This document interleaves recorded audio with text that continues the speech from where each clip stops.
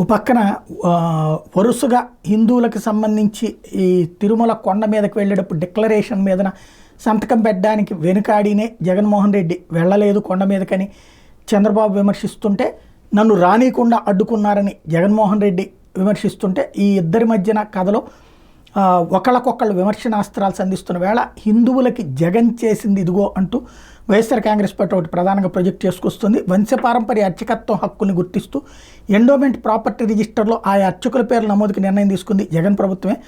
ఈనాం భూములు కలిగి ఉన్న వేలాది మంది అర్చకులకు జగన్ ప్రభుత్వం రైతు భరోసా పథకం అందజేసి ఆరోగ్యశ్రీ కార్డులు కూడా ఇచ్చింది. అర్చక సంక్షేమ ట్రస్ట్ ద్వారా పలు సంక్షేమ కార్యక్రమాలు అమలు చేసి 48 కోట్ల మేర లబ్ధి చేకూర్చింది.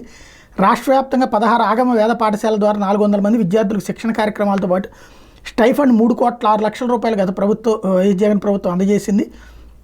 2014-19 మధ్య చంద్రబాబు హయాంలో ధూపదీప నైవేద్య పథకాన్ని 1600 ఆలయాలకు పరిమితం చేస్తే జగన్ ప్రభుత్వం 5,338 ఆలయాలకు అమలు చేసింది.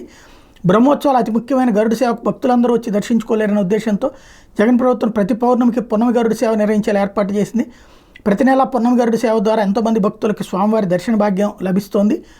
ఆలయ నిర్మాణం ఆధునీకరణ పలుకు ప్రభుత్వ ఖజానా నుంచి నిధులిచ్చిన ముఖ్యమంత్రి వైఎస్ జగనే 2014-19 మధ్య విజయవాడలో కృష్ణానది ఒడ్డున 30కి పైగా పవిత్ర దేవాలయాన్ని చంద్రబాబు ప్రభుత్వం కూల్చేస్తే జగన్ ప్రభుత్వం వాటిని పునర్నిర్మించింది అన్నటువంటిది చేస్తున్నటువంటి ప్రకటన.